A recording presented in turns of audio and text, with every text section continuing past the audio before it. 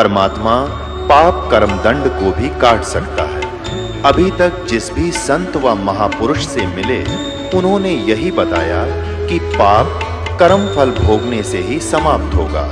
वो प्रभु कौन है जो पाप कर्म को काट देता है, वो काल के बंधन से छुड़वा देता है। उसका क्या नाम है, पूजा की विधि क्या है? कृपया अवश्य सुनिए जगत गुरु तत्वदर्शी संत रामपाल जी महाराज के अमृत वचन।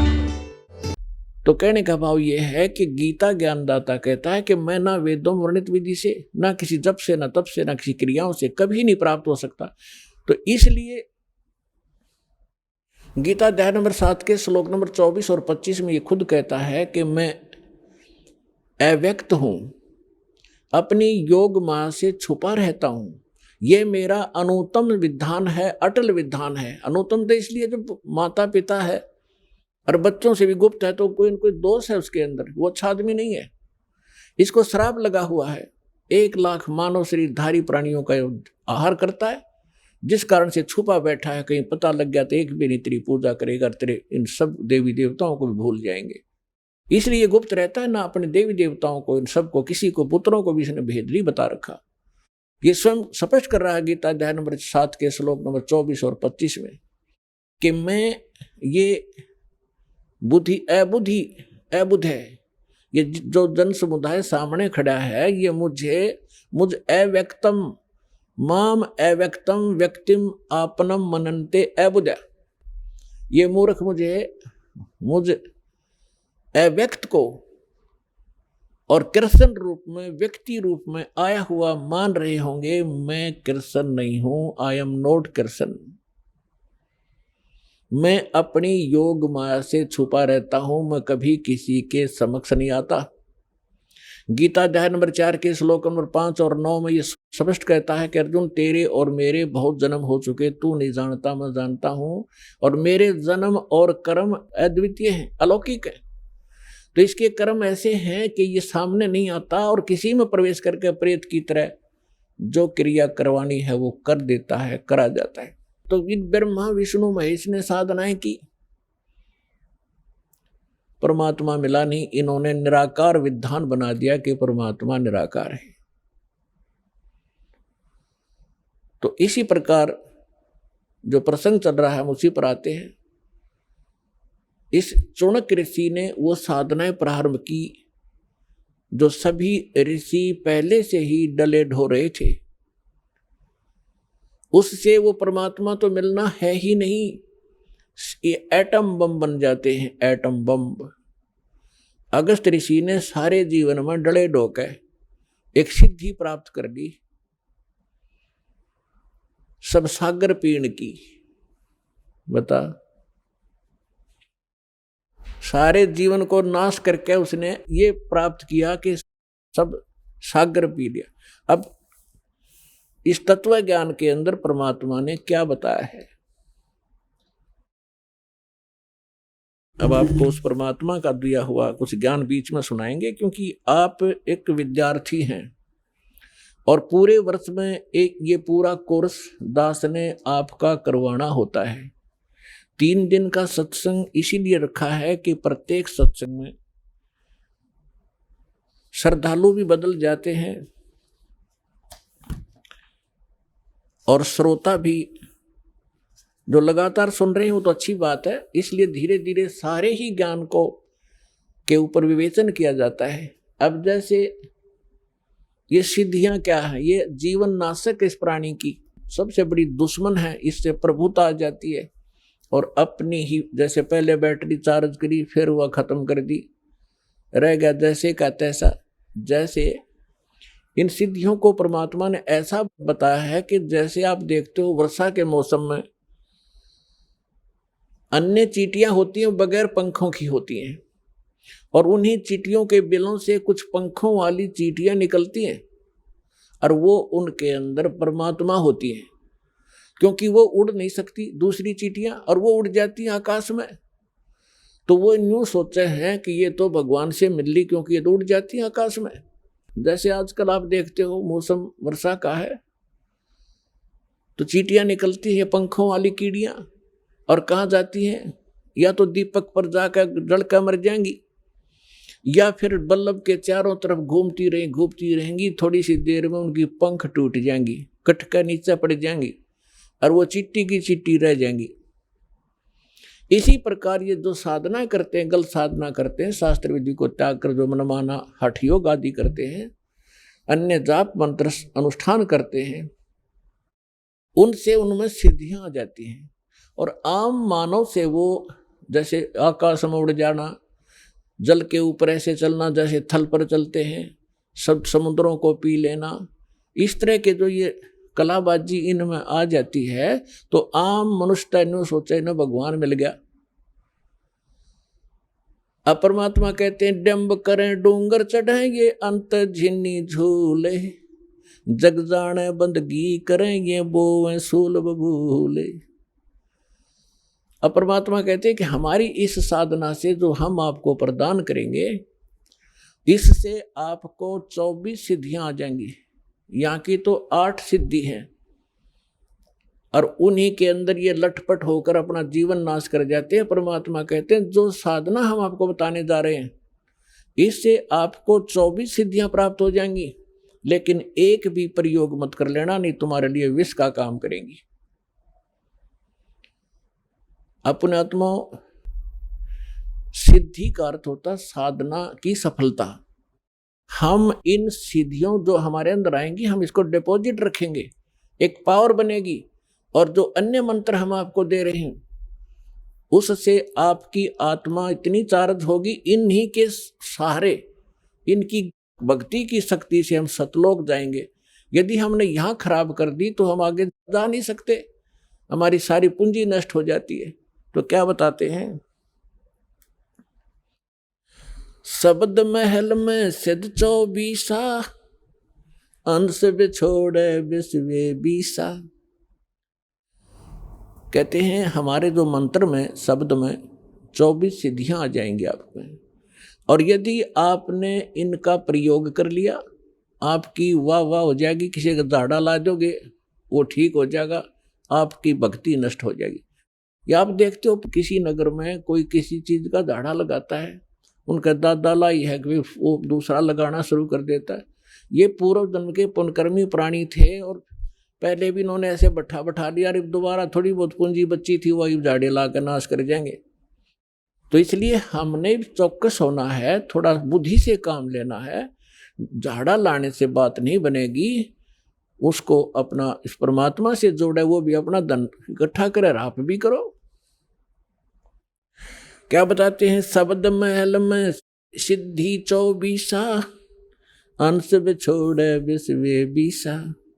एक सिद्धि सुर देव मिलावे, एक सिद्धि मन वृत्ति बतावे, एक सिद्धि होवे पवन स्वरूपी, एक सिद्धि होवे अनुरूपी, एक सिद्धि निस्वासर जागे, एक सिद्धि सेवक हो आगे, एक सिद्धि स्वर्गापुर धावे, एक सिद्धि जो सब घट छावे, एक सिद्धि सब सागर पीवे, एक सिद्धि जो बहुजुग जीवे, एक सिद्धि जो उड़े आकाशा, एक सिद्धि परलोक के वासा, एक सिद्धि कष्ट तन जारा, एक सिद्धि तन हंस निहारा, एक सिद्धि जल डूब न जाई, एक सिद्धि जल पैर न लाई, एक सिद्धि बहु चोले धारे, एक सिद्धि नीत तो विचारे, एक सिद्धि पांचों तत् नीरम, एक सिद्धि जो बजर शरीरम, एक सिद्धि पीवे नहीं खाई, एक सिद्धि जो गुप्त छिपाई, एक सिद्धि ब्रह्मंड चलावे, एक सिद्धि जो सब नाद मिलावे, एता खेल खिलारी खेले, सो हम हंसा प्रगट बेले, 24 को ना दिल चावे, सो हंसा शब्द अतीत कहावे, प्रासिद्धि पूर्ण पटरानी, सतलोक की कहूँ निशानी, सतलोक सुख सागर पाया, सतगुरु भेद कबीर लखाया, परमहंस पे खो परवाना, जन कहते दास गरीब दीवाना। अब आदरणीय गरीबदास साहिब जी गांव छुड़ाने जिला दद्दर वाले, इनको परमेश्वर मिले थे स्वयं आकर के गांव छुड़ानी के जंगल में, खेतों में, जहां ये अपने अन्य सहयोगी साथी ग्वालों के साथ अन्य पालियों के साथ वहां गऊ चरा रहे थे, 10 वर्ष के बालक थे। और परमात्मा का विधान है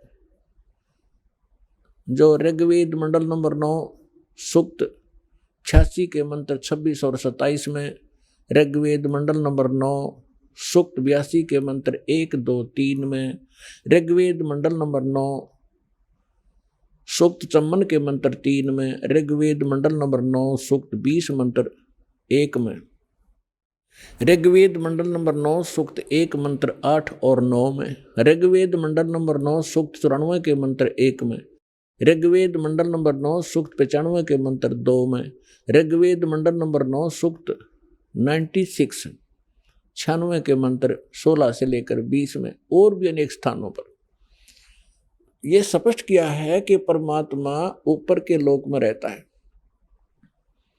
और वहां से सह शरीर गति करके आता, चल कर आता है। अच्छी आत्माओं को मिलते हैं, उनको तत्व ज्ञान से परिपूर्ण करते हैं, परिचित कराते हैं, और यहां वो परमात्मा आकर के कवियों की तरह आचरण करते हैं। अपने मुख कमल से बोल बोल कर वो यथार्थ ज्ञान उच्चारण करते हैं, जिस कारण से वे प्रसिद्ध कवि की भी उपाधि प्राप्त करते हैं। तो पुण्यात्माओं, इसी आधार से वो परमेश्वर इस कलयुग के अंदर गांव छुड़ाने जिला जंजर हरियाणा प्रांत में आदरणीय गरीबदास साहिब जी उस अच्छी आत्मा, नेक आत्मा, दृढ़ भक्त को मिले, सतलोक लेकर गए और सब ब्रह्मांडों से परिचित कराया। ब्रह्मा विष्णु महेश के लोक दिखाए, धर्मराज का लोक दिखाया, नरक और स्वर्ग दिखाए, देवी देवताओं की सतीथि दिखाई, और ये पितर भूतों का लोक जो पितरलोक वो दिखाया। फिर काल जहां 1 लाख मानव शरीरधारियों को भून कर खाता वो तपतशिला दिखाई। फिर 11वां द्वार पार करके अक्षर पुरुष के लोक में 7 संग ब्रह्मांडों को पार करके फिर भंवर गुफा से होते हुए 12वां द्वार पार करके सतलोक में पहुंचे, जहां परमात्मा का निज स्थान है और आप और हम सभी वहां रहा करते थे। वहां आपके आज भी ज्यों के तो महल बरकरार हैं, आपका बहुत बड़ा स्थान है, हरे भरे वहां पर फलदार वृक्ष हैं, सदाबहार वृक्ष हैं, और वहाँ किसी चीज़ का अभाव नहीं, वहाँ जन्म मृत्यु नहीं होता, वहाँ पर वृद्ध अवस्था नहीं है, वहाँ मृत्यु नहीं है। आपका ज्यों का तो परिवार जुड़ेगा। जैसे अब आपके घर पर जितने भी आपके बच्चे जन्म लेंगे वो आपकी पुण्य आत्मा होंगी और आप पहले वहाँ चले जाओगे। इसी प्रकार से वो इसी साधना से वो भी आपके पास वहाँ पहुँचेंगे और आपका फिर ज्यों का त्यों एक परिवार जुड़ेगा। अपने आत्माओं, जिस लोक में आप रह रहे हो यो लोक रहने का है। हमारी इस काल ने घनी भांग प्या रखी है और हम इसी में मस्त, हमने ज्यादा दिखाइए नहीं देता। अब आपका परिवार है, आपके बच्चे हैं, रिश्तेदार हैं, भाई बहन, पति पत्नी, आपको कितने प्यारे लगते हैं। और जो मकान बनाकर आप आराम से रह रहे हो कितना अच्छा लगता है। और 1 सेकंड में मृत्यु हो जाए तो खा कहिए ये क्या है, आपका है, काया तेरी है नहीं, ये माया कहाँ से हो। परमात्मा कहते शरीर तेरा नहीं और तू चिपका बैठा पलाटा गए और कोठी और बंगले गए, फैक्ट्री और इनके कहाँ मती मारेगी तुम्हारी। क्योंकि ये ज्ञान की कमी के कारण हम यही चिपक गए। और वहां जाएंगे हम, कभी मृत्यु नहीं, वृद्ध अवस्था नहीं, कोई वृद्ध होना नहीं चाहता और कोई मरना नहीं चाहता। अंतिम सांस तक भी न सोचे, एक सांस हो राजा भगवान, 10 दिन और मिल जाए और फिर भी मृत्यु होगी। तो ऐसे लोक में हम रह रहे हैं। तो ये मृत्यु तो यहाँ डेफिनेट है, लेकिन इस मृत्यु से पहले जो क्रियाएं दास आपको बताएगा ये कर लेना बस, और फिर मालिक पर छोड़ देना। आप सतलोक चले जाओगे, वहां जाने के बाद फिर पुनर्जन्म आपका नहीं होगा।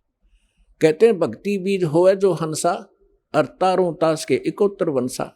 101 पीढ़ी पार होगी आपकी जब सच्चे दिल से लगे रहे आप, क्योंकि आप दृढ़ होगे तो आपके बच्चे दृढ़ होंगे।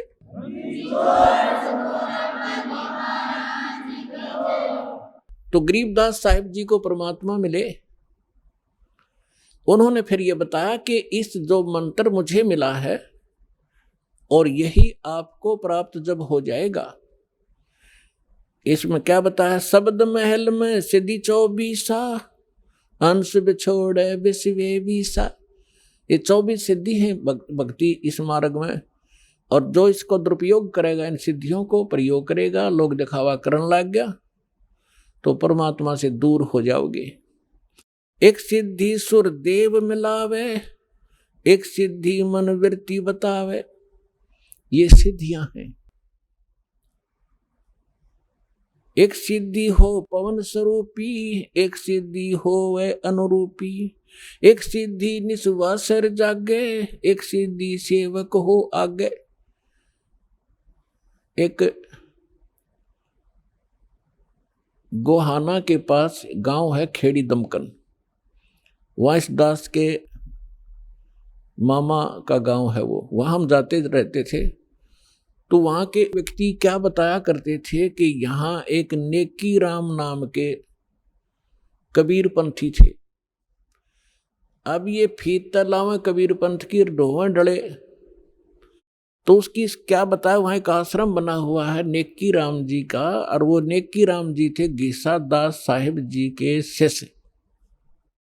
लेकिन गीसा दास साहिब जी की साधना वो थी जो परमेश्वर ने बताई थी, और नेकी राम जी पूर्व जन्म के कोई साधक तपस्वी थे, लेकिन वो पुरानी बीमारी साथ रहती है।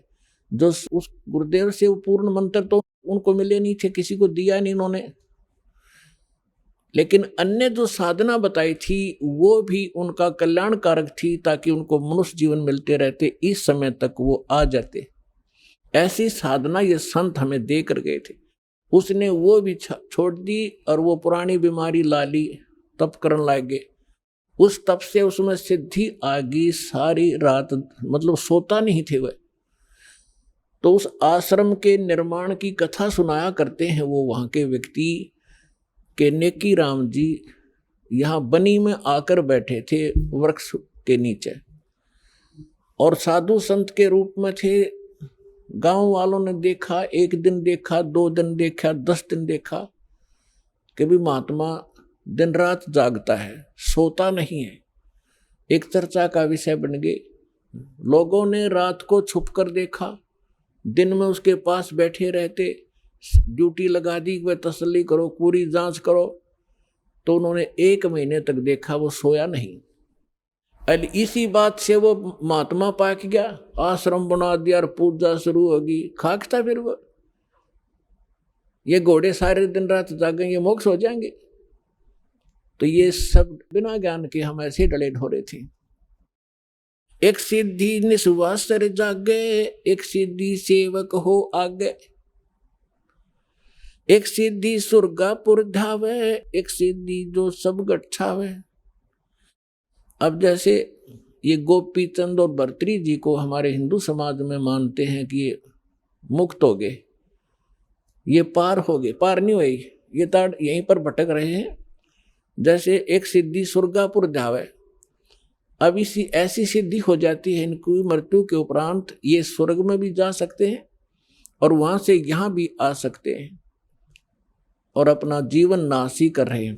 फिर बताया है, एक सिद्धि सब सागर पीवे, एक सिद्धि जो बहुजुग जीवे। एक सिद्धि सब सागरों को पी लेती है। अब जैसे आपको बताया था, अगस्त ऋषि जी ने यही डले डोए थे, एक सिद्धि प्राप्त कर ली के 7 समुद्र पी लिए, फिर हो गया मुक्त।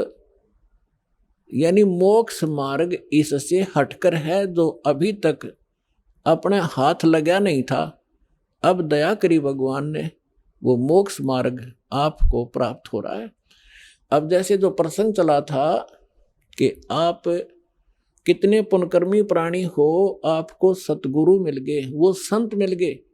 जैसे गीता अध्याय नंबर 7 के श्लोक नंबर 18 के ऊपर वर्णन चल रहा है कि गीता ज्ञानदाता कहता है ये ज्ञानी आत्मा है तो उद्धार, क्योंकि इनका उद्देश्य ये था कि मनुष्य जीवन बार बार नहीं मिलता और मनुष्य जीवन प्राप्त करके परमात्मा प्राप्ति नहीं हुई तो जन्म भी व्यर्थ है। उनको ये भी ज्ञान हो गया कि अन्य उपासना देवी देवताओं की पूजा नहीं करनी, इससे मोक्ष नहीं हो सकता। लेकिन वो मेरे वाली अनुत्तम साधना में, घटिया साधना में ही आश्रित रहे, मेरे वाली घटिया साधना में ही आश्रित, गति में आश्रित रहे। गति कौन सी? ओम नाम से ब्रह्मलोक प्राप्त होगा, फिर जन्म मृत्यु ज्यों की त्यों। गीता अध्याय नंबर 7 के श्लोक नंबर 19 में स्पष्ट कर दिया गीता ज्ञानदाता ने कि बहुनाम जन्मानाम अन्ते ज्ञानवान माम प्रपद्ये वासुदेवम सर्वमिति सैमात्मा सुदुर्लभ। क्या बताना चाहते हैं गीता ज्ञानदाता के बहुत बहुत जन्मों के अंत के जन्म में कोई ज्ञानी व्यक्ति, ज्ञानी आत्मा, बुद्धिमान व्यक्ति ब्रह्म तक की साधना करता है। नहीं तो इन नीचे की साधनाओं में ही कोई भूत प्रेतों की, पितरों की श्राद्धों में उलझ पुलझ, या श्री विष्णु, श्री शिव जी, ब्रह्मा जी, देवी देवताओं की पूजा करता है। बहुनाम जन्मानाम अन्ते ज्ञानवान माम प्रपद्ये।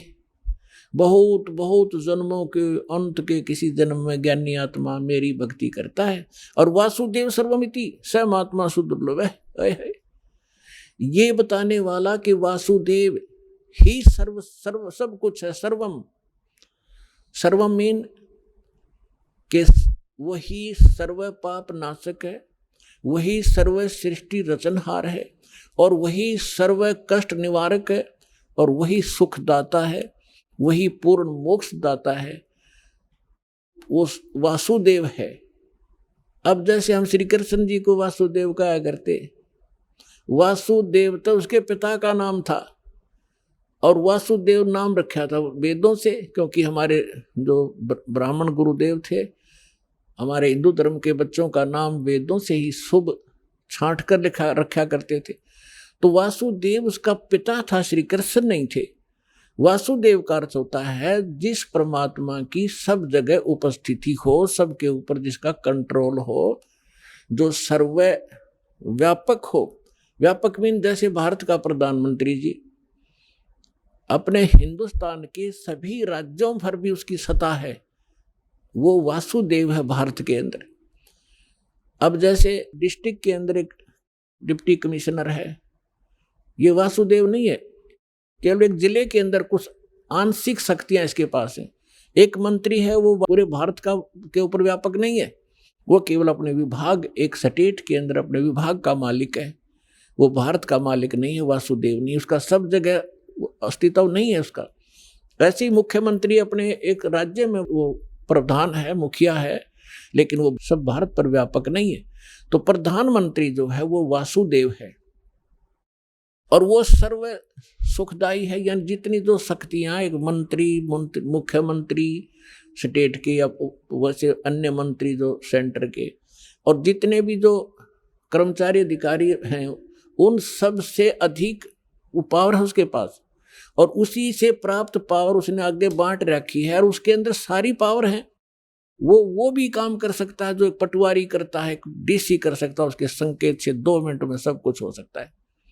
तो कहने का भाव ये है कि वासुदेव सर्वमिति। अब सैमात्मा सुदुर्लभ है, ये बताने वाला संत कि वो परमात्मा सब कुछ है, ना सरपुरुष से मुक्त, ना अक्षर पुरुष से मुक्ति, ना ब्रह्मा विष्णु महेश्वर देवी देवता और आन उपासना से मुक्ति नहीं हो सकती। ये बताने वाला कि वासुदेव ही सर्वम, वो वासुदेव ही सब कुछ है। सर्वम माने पूर्ण मोक्षदायक है, सर्व कष्ट निवारक है, सबका पालक है, सबका जनक है, पूर्ण मोक्ष प्राप्त कराने वाला वही है। ये बताने वाला संत बड़ी मुश्किल तो मिलेगा, सुदुर्लभ है। अपने आत्माओं जैसे ब्रह्मा जी रजगुण, विष्णु जी सतगुण, शिव जी तमगुण है, और ये एक ब्रह्मांड में एक विभागीय मंत्री हैं, और केवल 3 लोक पर अधिपत्य है इनका, एक एक विभाग का। इस पृथ्वी लोक पर, हमारे नीचे स्वर्ग लोक, पाताल लोक पर, ऊपर स्वर्ग लोक पर। उसके अतिरिक्त भी इस ब्रह्मांड में बहुत से ऐसे लोक हैं जिन पर इनकी प्रभुता नहीं है। वहां उस ब्रह्म की अपना, यानी केंद्र शासित समझ लो, उस काल की अपनी अलग से प्रभुता। तो इन ब्रह्मा विष्णु महेश ये वासुदेव नहीं है। एक ब्रह्मांड में केवल 3 लोकों के ऊपर ये एक विभागीय मंत्री है, और ब्रह्म केवल ये सरपुरुष 21 ब्रह्मांड का स्वामी है। ये असंख्य ब्रह्मांड पर व्यापक नहीं है, उसका मालिक नहीं है, वासुदेव नहीं है। और अक्षर पुरुष जो गीता अध्याय नंबर 15 के श्लोक नंबर 16-17 में 3 पुरुष बताए हैं, अक्षर सरपुरुष और अक्षर पुरुष। सरपुरुष ये 21 ब्रह्मांड का स्वामी, ये काल है, ये ब्रह्म है। अक्षर पुरुष ये 7 शंख ब्रह्मांड, नील पद्म शंख, जिनको गणित की रीति से समझ लेना, 7 शंख ब्रह्मांड का मालिक है। लेकिन असंख्य ब्रह्मांड का ओवरऑल कंट्रोलर वासुदेव नहीं है। ओवरऑल कंट्रोलर वासुदेव है, परम अक्षर ब्रह्म, उत्तम पुरुष है, तू अन्य परमात्मा इति उदाहरत है। यह लोक धर्म आविश्य विवर्ती अवैश्वर है। वो उत्तम पुरुष परम अक्षर ब्रह्म, गीता अध्याय नंबर 8 के श्लोक नंबर 1 में अर्जुन ने पूछा कि आपने जो 7वें अध्याय के 29वें श्लोक में कि तत्ब्रह्म की जानकारी दी है कि तत्ब्रह्म को जो व्यक्ति जरा और मन से छूटने का प्रयत्न कर रहे हैं, जरा माने वृद्धावस्था के दुख से, मरण माने मृत्यु, जरा और मरण से छूटने का जो प्रयत्न करते हैं, ते ब्रह्म तत्विदु, वो उस तत्व ब्रह्म को जानते हैं और सारे अध्यात्म से परिचित हैं और सभी कर्मों से परिचित प्राणी ही यहाँ की किसी वस्तु की डिमांड नहीं करता, केवल जरा यानी बुढ़ापे के दुख से कि फिर और मरण से छूटने का प्रयत्न करते हैं। 8वें अध्याय के प्रथम मंत्र में अर्जुन ने पूछा फिर किम तत्ब्रह्म, वो तत्ब्रह्म क्या है? 8वें अध्याय के 3रे श्लोक में गीता ज्ञानदाता ने कहा कि वो परम अक्षर ब्रह्म है, यानी गीता ज्ञानदाता से अन्य है। और गीता अध्याय नंबर 8 के श्लोक नंबर 5 और 7 में गीता ज्ञानदाता अपनी भक्ति करने को कहता है कि मेरी साधना कर। गीता अध्याय नंबर 8 के श्लोक नंबर 13 में वो अपनी भक्ति विधि बताता है। ओम इति एकाक्षरम ब्रह्म विहारण माम अनुस्मरण ये परियति तजन देहम सयति परमाम गतिम। मेरे सत्र की जो परम गति प्राप्त होगी वो मेरा एक ओम मंत्र है, नथिंग एल्स, मुझ ब्रह्म का। 8वें अध्याय के 5 और 7 में तो अपने विषय बताता है कि मेरी भक्ति कर मुझे प्राप्त होगा और युद्ध भी करना पड़ेगा, शांति नाम की चीज नहीं। 18वें अध्याय के 62वें श्लोक में कहा कि यदि तूने परम शांति चाहिए और वो सनातन परम धाम चाहिए। 15वें अध्याय के 4थे श्लोक में कहा है कि तत्वदर्शी संत की प्राप्ति के उपरांत परमेश्वर के उस परम पद की खोज करनी चाहिए, जहाँ जाने के बाद साधक फिर लौटकर कभी संसार में नहीं आते। और जिस परमात्मा ने सब ब्रह्मांडों की रचना की है और उसी की भक्ति करो, अन्य की नहीं। उसकी प्राप्ति करनी है तो उस परमेश्वर की शरण में जाओ। गीता अध्याय नंबर 8 के श्लोक नंबर 7 में स्पष्ट कर दिया उसने कि मेरी भक्ति कर, मुझे प्राप्त होगा, लेकिन युद्ध करना पड़ेगा। युद्ध भी कर और मेरा सिमरण भी कर। तो युद्ध जहाँ है वहाँ शांति खाक है। वो युद्ध से तो कांप कर अर्जुन मना करे था कि मैं नहीं लड़ना चाहता, भीख मांग के खा लूंगा, हम राज भी त्याग देंगे, भिखारी बन जाएंगे, पर ये नाश नहीं करूंगा। इस काल ने जबरदस्ती डरा धमका के उल्टी सुल्टी बकवास गढ़ के और युद्ध करवा के छोड़ा। अब 8वें अध्याय के 8, 9, 10वां गीता ज्ञानदाता कहता है यदि तूने उस परम शांति की प्राप्त करनी है, उस परमात्मा के पास जाना है, तो उसकी 17वें अध्याय के 23वें श्लोक में बताया कि उसकी प्राप्ति का ओम तत्सत इति निर्देश है ब्रह्मण त्रिवेद समर्थ है। उसके विषय में उसने स्वयं बता दिया कि मैं नहीं जानता, किसी तत्वदर्शी संत से पूछो। तो उसकी साधना करनी है तो वो मंत्र है। 8वें अध्याय के 8, 9, 10 में तीनों मंत्रों में उस परम अक्षर ब्रह्म के लिए बताया कि उसकी भक्ति करेगा तो उस परम अक्षर ब्रह्म को प्राप्त होगा, उस पूर्ण परमात्मा को प्राप्त होगा, जहां जाने के बाद साधक फिर लौटकर कभी संसार में नहीं आते। तो यहाँ गीता अध्याय नंबर 7 के श्लोक नंबर 19 में यह स्पष्ट कर रहा है कि बहुनाम जन्मानाम अंते ज्ञानवान माम प्रवर्ते। 7वें अध्याय के 12 से 15 तक तो स्पष्ट कर ही दिया। तीनों गुणों रजगुण ब्रह्मा सतगुण विष्णु तमगुण शिव जी की साधना करने वाले राक्षस स्वभाव को धारण किए मनुष्यों में नीच दूषित कर्म करने वाले मूर्ख हैं। फिर अपने विषय में कहता है मेरे 4 प्रकार की साधक मेरी साधना करते हैं, अर्थार्थी, आर्त, जिज्ञासु और ज्ञानी। अर्थार्थी, आर्त और जिज्ञासु को रिजेक्ट करता है कि भक्त नहीं है। ज्ञानी मेरी आत्मा है, ज्ञानी मुझे अच्छे लगते हैं और उनको मैं अच्छा लगता हूं क्योंकि वो मेरे लिए ही तड़फ रहे हैं। लेकिन उनको तत्वदर्शी संत ना मिलने से वो मेरे वाली अनुत्तम घटिया अश्रेष्ठ गति में आश्रित रहे। तो पुण्यात्मा दास आपको ये बताना चाहता था कि आप कितने पुण्यकर्मी प्राणी हो कि आपको वो संत मिल गया जो वासुदेव का ज्ञान रखता है, और आप कितने पुण्यकर्मी प्राणी हो ये आपको ज्ञान नहीं, इस दास को पता है। अब जो प्रसंग हम उसी पर आते हैं। अब जैसे एक जिसमें आदरणीय गरीबदास साहिब जी गांव छुरानी जिला दद्दर वाले परमात्मा की प्यारी आत्मा, गांव छुरानी में एक किसान थे, जाट थे, और अपना धंधा करा करते खेती बाड़ी का। जैसा भी ऐसी वेशभूषा थी जैसे आम हरियाणा की धोती कुर्ता पहना करते थे, बिल्कुल एक सिंपल किसान जैसे होते हैं। और हमने संत की परिभाषा मान रखी है, दाढ़ी बढ़ा रखी हो, सिर पर बड़ी बड़ी जटा हो, शरीर पर तन पर राख रमा रखी हो कि तो धूणे ला कर बैठा हो, या लाल पीले कपड़े कर रखे हो, या कति मुंड मुंडवा रखा हो, 2-4 तलक ला रखे हो, गले में 5-7 माला पैर रखी हो।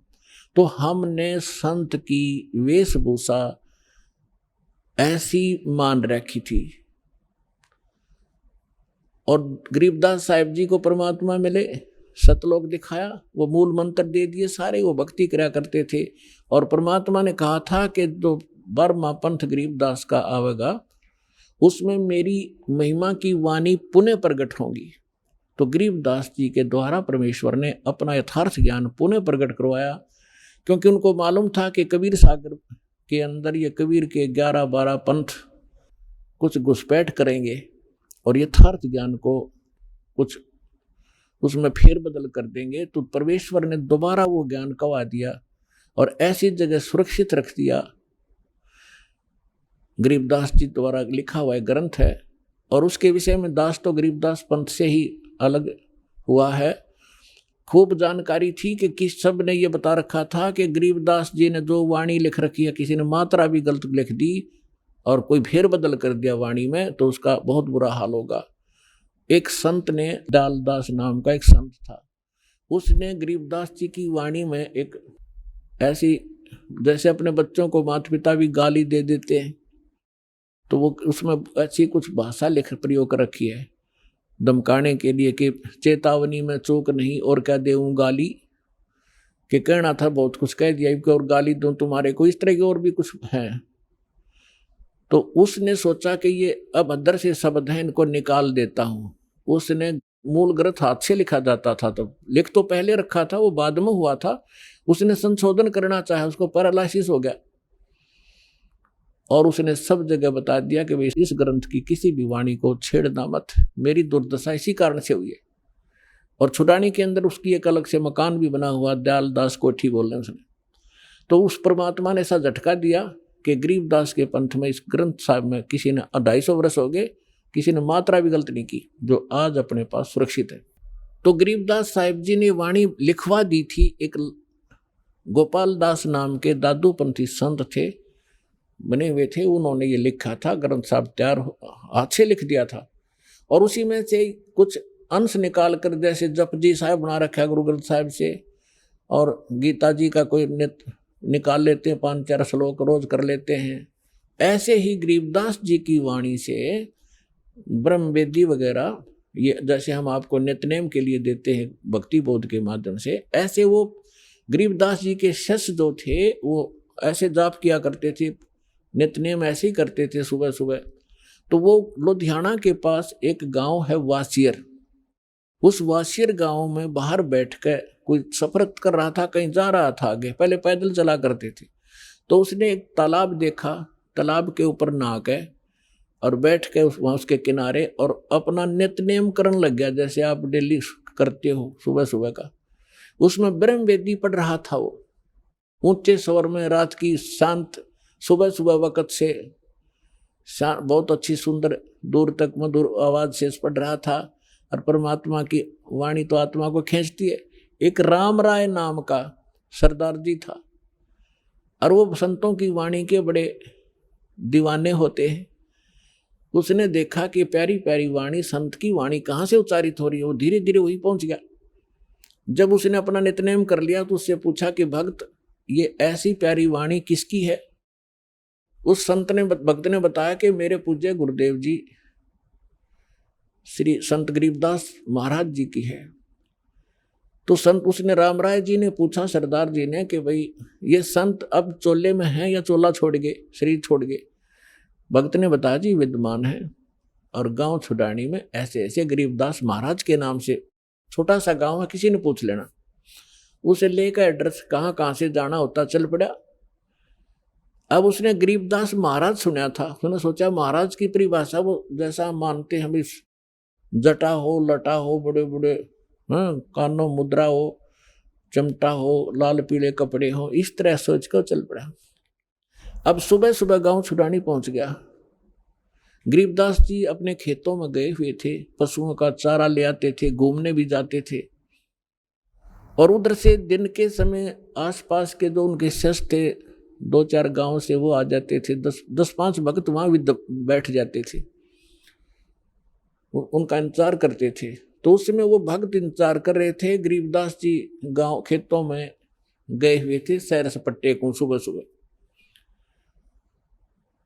और गरीबदास जी के विषय में ऐसा था, वो आ जाते तो घंटे आध घंटे में आ जा, नहीं तो शाम तक भी ना आते। कई बार ऐसे मस्त अपने बैठ जाते खेतों में, भजन करते रहते या अपने खेतों में काम करने लग जाते थे। जो ही वो राम राय वहां पहुंचा, राम राय का एक उर्फ नाम था झुमकरा। गांव में जैसे वो ऐसा ही मनचलाहा व्यक्ति था, लेकिन था श्रद्धालु, इसलिए उसको झुमकरा कहने लगे। झुमकरा यानी जो छोटी छोटी बातों पर कभी किसी पर मस्त हो जा, कभी किसी पर झूम जा, यानी डगमग सा व्यक्ति था, इसलिए उसको झुमकरा भी कहते थे। वास्तविक नाम था राम राय। उसने पूछा गांव में कि भी गरीबदास महाराज का कहाँ है डेरा? एक व्यक्ति ने बता दिया, सामने चले जाओ, वो मकान है उनका पक्का। तो वहां पहुंचा, वहां 5-4 भगत बैठे थे। उनसे पूछा, भाई महाराज गरीबदास जी से मिलना है। उन्होंने कहा कि आ जाओ भक्त, बैठ जाओ सरदार जी, महाराज जी घूमन गए हैं सैर सपट्टे को। तो उसने पूछा, भाई कितनी देर में आएंगे? ये तो कह नहीं सकते, उनकी मर्जी है, आओ तभी आ जाना, तो दोपहर और देर भी कर सकते हैं। उसने सोचा, मैं 250, 300, 400 किलोमीटर आ गया हूं और संत के दर्शन करके भोजन पाऊंगा। उसने पूछा कि महाराज जी किधर गए? मैं वहीं दर्शन करूंगा, पीछे में बात करूंगा। उन्होंने बता दिया, सीधे चले जाओ, रास्ता है, सीधा रास्ता जाएगा और आगे एक झोपड़ी है रास्ते के ऊपर ही, वहां उनका अरहट है अपना खेतों में पानी चलाने का, और वहां मिल सकते हैं। वो चल पड़ा उसी रास्ते। आगे से गरीबदास जी पशुओं का चारा सिर पर रखकर, किसान थे, वो धोती कुर्ता जैसा पहनावा यहाँ का था, आ रहे थे। तो उसी ने पूछा, राम राय ने पूछा गरीबदास जी को किसान समझ के कि एक किसान, मैंने गरीबदास महाराज जी से मिलना है, उनके खेत कहाँ हैं? अब वो तो गरीबदास जी तो अंतर्यामी थे, जान गए कि भगत के मन में साधु संत महाराज की कैसी आइडेंटिटी बना रहा है ये। और यदि मैं अब न्यू कह दूंगा कि मैं हूं वो गरीबदास, तो ये यहीं से वापस हो लेगा, ये घर भी नहीं चलेगा। इसलिए गरीबदास जी ने कहा कि आ जाओ भक्त, मेरे साथ आ जाओ, मैं आपको गरीबदास से मिलाऊंगा। तो उसने कहा, जी वो इधर खेतों में गए, बताओ। हक नहीं, आ जा मेरे साथ तुम। वो आ गया वापस। जो ही गरीबदास जी सिर पे चारा लिए हुए थे, पशुओं का जवार का पूरा बरोटा बंडल, तो वहां बैठे भगत पहले दंडोत प्रणाम किया गरीबदास जी को, जो उनके शिष्य बाहर के गांव से आए थे। गांव वाले नहीं थे उनमें उनके इतने, ये कुदरती हुआ कर, दीवे तला अंधेरा होता ही है, दीवे के नीचे अंधेरा ही रहा करता था। तो राम राय ने सोचा, भी ये कोई चौधरी साहब होगा और ये इसके नौकर नाकर हैं। उसने पूछा उन भक्तों से, राम राय ने, कौन है ये? तो वो कहने लगे, यही तो है गरीबदास जी महाराज। अब उस राम राय ने सोचा भाई देख 300 250 400 किलोमीटर आया, हरियू महाराज जी पाया, खुदा पहाड़ निकली चुया, यानी ना इसका को माला पैर रखी, ना इसने सिर पर जटा रख रखी, ना यू कोई और एक भी लक्षण को नहीं साधु वाला था। लेकिन वो पहुंच गया था ठिकाने। गरीबदास जी ने वो सभी भक्तों को इधर उधर भेज दिया, किसी को बैलों को पानी पिलाने के लिए, किसी को चारा डालने के लिए, किसी को भाई एक बाल्टी पानी भर जाओ मेरे लिए, मैं नहाऊंगा। और उसको कहा बैठ जा भाई राम राय, नाम भी नहीं पूछा था, परमात्मा ने कहा बैठ जा जो मुकरा, 2 मिनट बात करूंगा तेरे तो पाछे में। अब ये इस बात से प्रभावित हुआ कि मैंने नाम भी ना बताया, इसने दोनों नाम बता दिए, शायद कोई जानकार आदमी, इसलिए वो बैठ गया, ना चला भी जाता। जब गरीबदास जी स्नान करने लगे और उंगली के कोई रहट रूट में आकर चोट लग गई थी, खेत में काम करते समय उसका पट्टी बांध रखी थी गरीबदास जी ने। तो जब स्नान करके धोती बांधने लगे, धोती से ही एक अंश छोटा सा पल्ला ऐसे बांधते हैं बेल्ट की तरह, हमारे यहाँ हरियाणा में उसको अड़बंद बोलते हैं। धोती तो उन्होंने जैसे तैसे लपेट ली तागड़ी में। उस राम राय से कहा कि राम राय झुमकरा आइए सरदार जी, मेरी उंगली का चोट लग गई और यह बेल्ट बांध दे मेरी धोती की, अड़बंद बांधने लगे। और वो कैसे होता था, अब वो बड़ी धोती है, ये तो ऐसे एग्जाम्पल देता हूं आपको। अब वो ऐसे कर लेते थे धोती के कुछ अंश को, उसी में से अलग से एक किनारे को, और ऐसे बांधते थे पेट के ऊपर का। जो मकरा जी राम राय को कहा कि ले गांठ लगा दे, उसने चारों तरफ से शरीर के करके और गांठ लानी चाहिए। वह गांठ जो है शरीर में से निकल आई धोती गरीबदास जी के, और उस धोती का गांठ लग गई। उसने सोचा धोखा लग गया तेरा, दूसरा फेर कर फटाफट। उसने दोबारा फिर ऐसे किया, फिर वह गांठ धोती का लगी, गरीबदास जी के शरीर से निकल आई। अब तीसरी बार जब वो कोशिश करने लग गया, जब क्योंकि वो राम राय था, वो श्री कृष्ण विष्णु जी का पुजारी था। गरीबदास जी ने कहा रे राम राय यानी झुमकरा, मैं तो तेरे जैसा ही किसान हूं। क्योंकि राम राय जो था वो भी 900 बीघे का मालिक था, किसान था। 900 बीघा, पहले बीघा बहुत बड़ा होता था, यानी आज के 3.25 बीघा और उस समय का 1 बीघा, यानी 1.5 बीघा का किला बन जाता, ये समझ लो। 900 बीघा का मालिक था कौन? राम राय सरदार जी।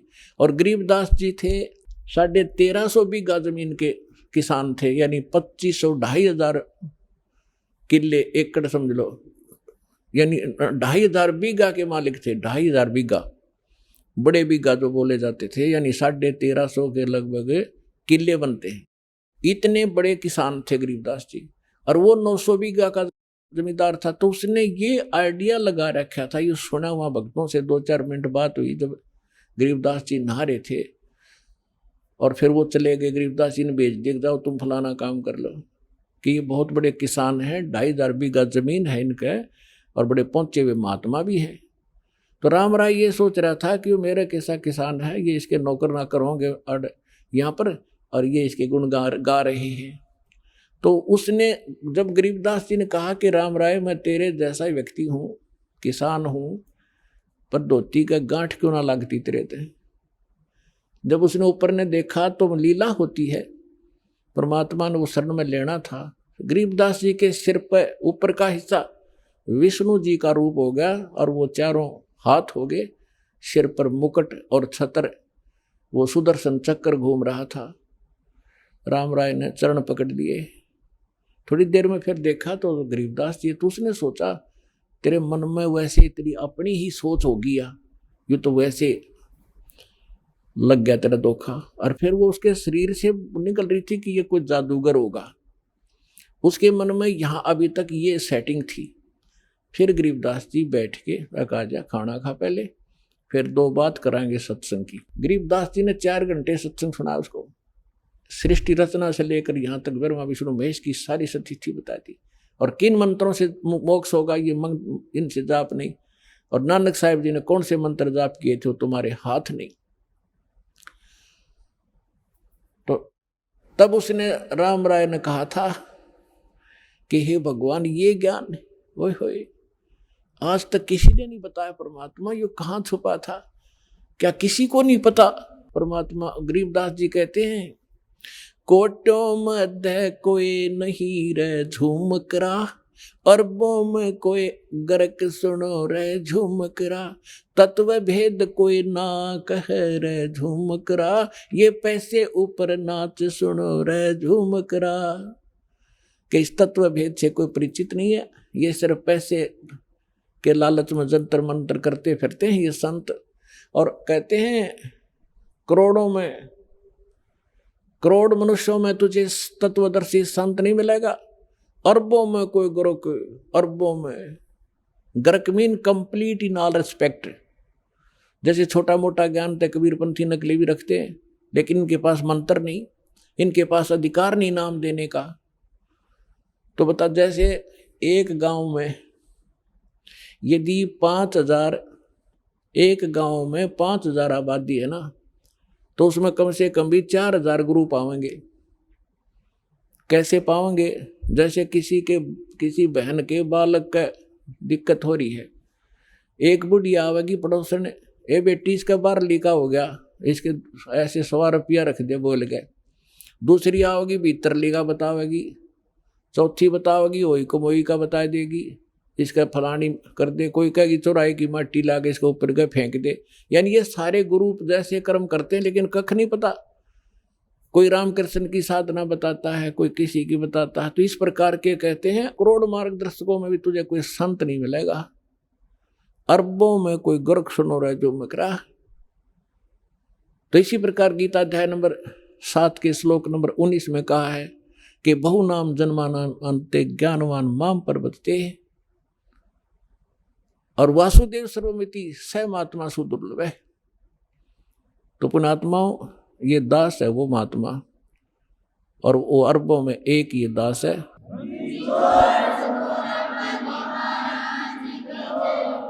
और आपका सौभाग्य है, आपको ये आज दास आपको ये बताना चाह रहा था कि आप आम आत्मा नहीं हो, आप परमात्मा की विशेष प्रिय आत्मा हो। क्योंकि अभी तक आपने ज्ञान का पता नहीं, अभी तक ये सूर्य उदय हुआ ही नहीं था सच्चे ज्ञान का। अब ये थोड़ा सा उदय हुआ है, जिसके रोशनी में आप यहाँ तक पहुँच रहे हो। आप तक संदेश भेज रहे हैं परमात्मा को, टीवी के माध्यम से, कोई भाई बहन के माध्यम से, या कोई बुक पुस्तक के माध्यम से। और आप वो पुण्यात्मा हैं कि आपको सतगुरु मिले, और इस समय में ये मानव शरीर प्राप्त है। पुण्यात्माओं, सौभाग्य आपका, आप जी को ये अनमोल वचन सुनने को मिले,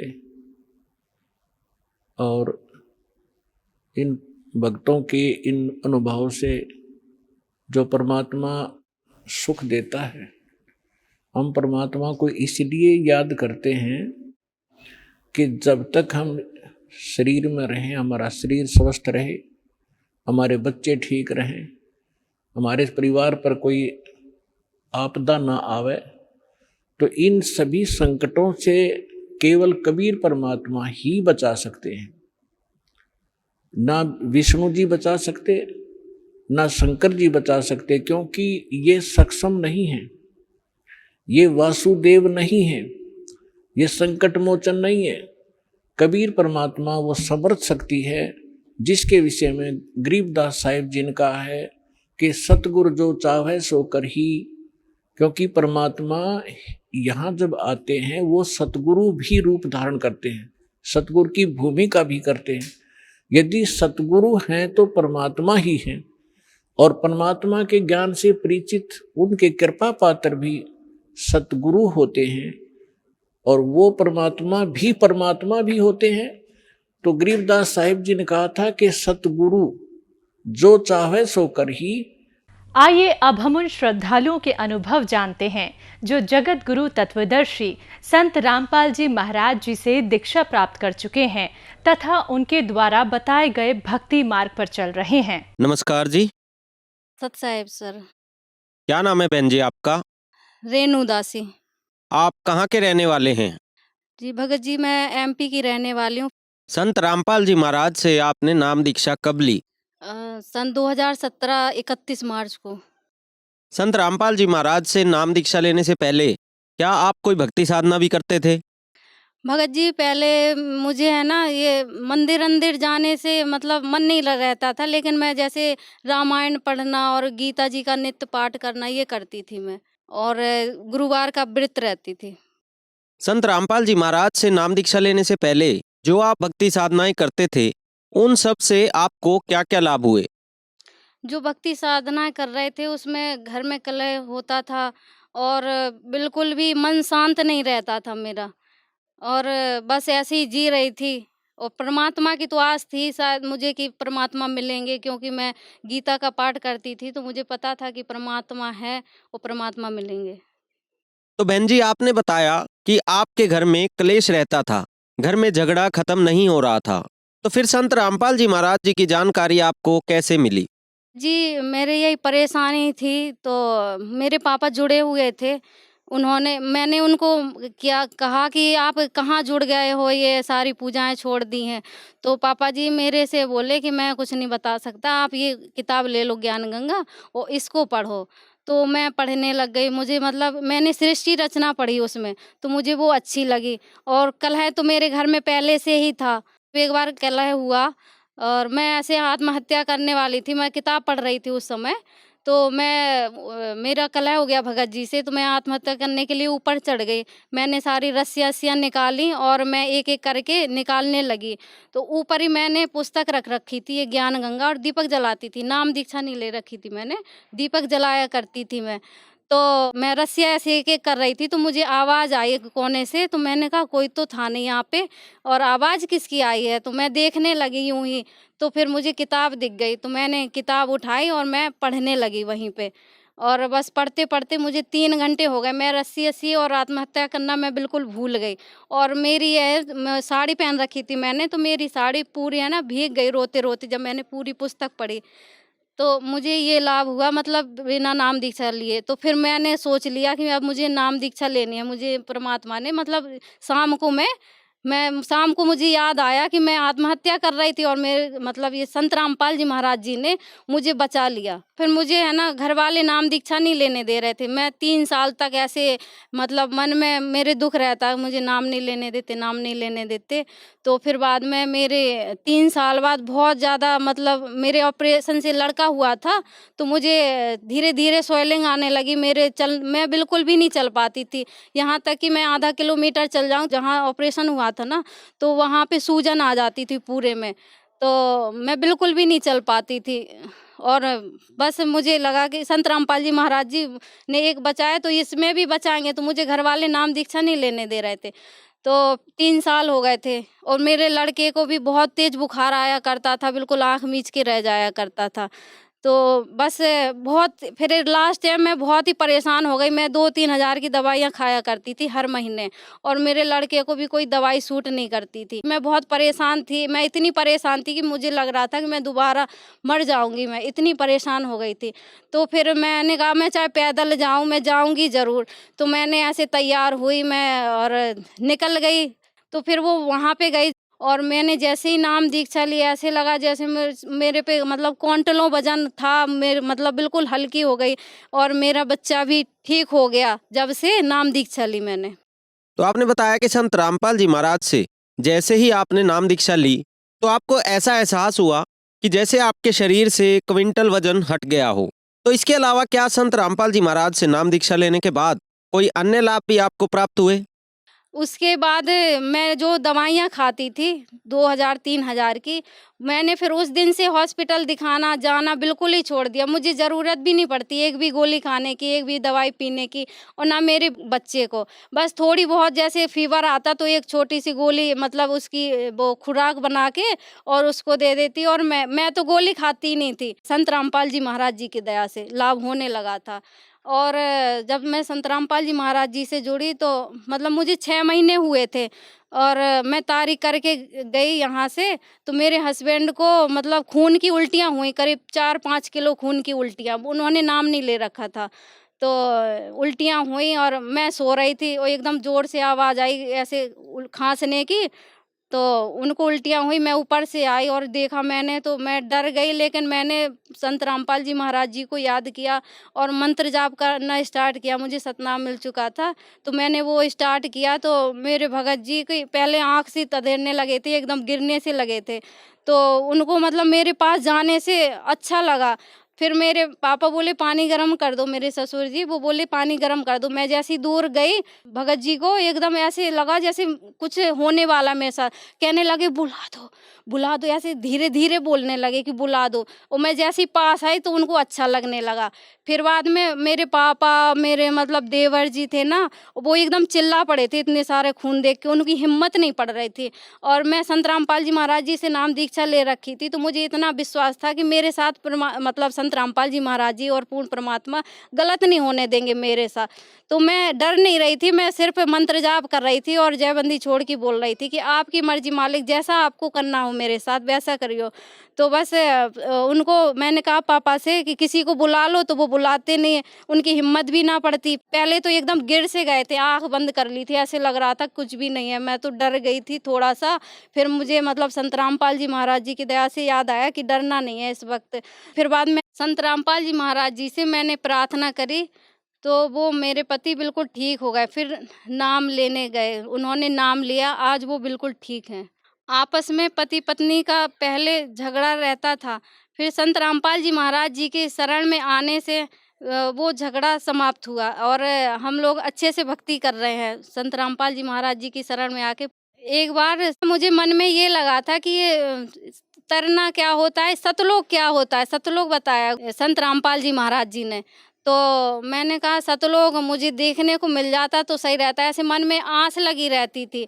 तो एक दिन परमात्मा संत रामपाल जी महाराज जी बड़ी बड़ी बिल्डिंग होती हैं, तो वहाँ पे खड़े थे, बहुत बड़े साफ मतलब वाइट कपड़े पहने और साफा बांधे सिर में, और मेरे को ऐसे पंख लग गए परियों के जैसे, और मुझे है ना ऊपर उड़ा के ले गए। और मैं जाके मैंने दंडवत प्रणाम किया संत रामपाल जी महाराज जी को।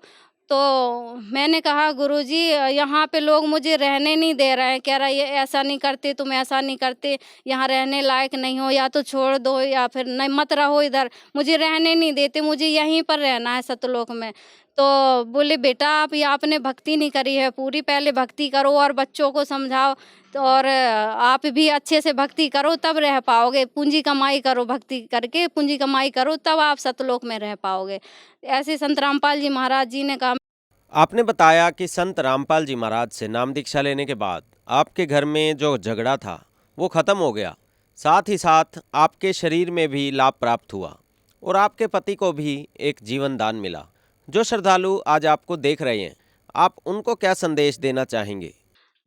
संदेश तो नहीं दे सकते हैं, उनसे हम प्रार्थना कर सकते हैं जगत के भाई बहनों से कि आप अपना समय व्यर्थ ना गंवाएं और इस अनमोल समय को मतलब पूर्ण परमात्मा की भक्ति में लगाएं। और तत्वदर्शी संत रामपाल जी महाराज जी इस पृथ्वी पर आए हुए हैं, इनसे नाम दीक्षा लेकर अपना कल्याण कराएं। और साधना टीवी पे जो सत्संग आता है उसके नीचे एक पट्टी चलती है, उस पे नंबर आता है, उस नंबर से मतलब फ़ोन करके आप नज़दीकी नामदान केंद्र का पता करके आप नाम दीक्षा ले सकते हैं। धन्यवाद जी। सत साहिब जी।